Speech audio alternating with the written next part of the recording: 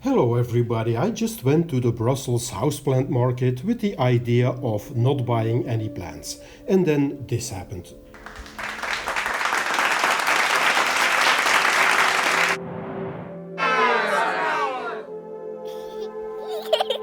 Of course I came back with a whole bunch of plants, and the first one I want to show you is this beautiful big Ripsalis that only cost me 10 euros.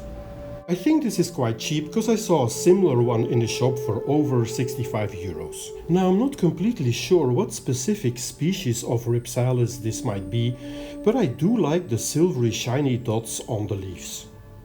And by the way, this plant is totally waterlogged. It's so heavy, so I hope it will survive. Next up is this beautiful Coleus plant that only cost me 2 euros. Now this can be a perfect indoor house plant, but I will put it outside for the summer. Now a very interesting find is this beautiful big Pteris critica fern that only cost me 5 euros. Now I have to confess that I've never been able to keep any fern alive inside my house, so this guy is gonna go outside on my kitchen balcony.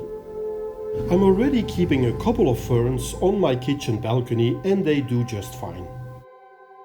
Now I'm pretty excited about this plant because this is the very first time that I actually bought a cordyline plant, and this guy cost me only 5 euros. The reason that I bought this plant is that I have a whole collection of plain green plants, mainly aroids, and so it's nice to have plants with some color in them, like Aglaonemas or this cordyline. So this guy I'm gonna definitely keep inside my house. Next up is yet another Coleus plant that cost me only 2 euros. Now my plan with this plant is to put it outside for the summer, and after a couple of days I will take some top cuttings, I will try to root them in soil, and then I will let them overwinter inside so I have new ones in the spring. This huge Boston fern is really stunning and only cost me 5 euros. And I think this is a pretty good deal because in some shops I saw way smaller Boston ferns for the price of 8 euros. And as I said before, no fern wants to live in my apartment apparently, so this guy will also go outside on my kitchen balcony. I am not sure though whether this guy will make it through winter time when it starts freezing. Now they had a lot of beautiful and big Ripsalis plants at the houseplant market, so I got myself a second one, and this one cost me only 9 euros. Now you can't see it, but this guy was definitely also overwatered.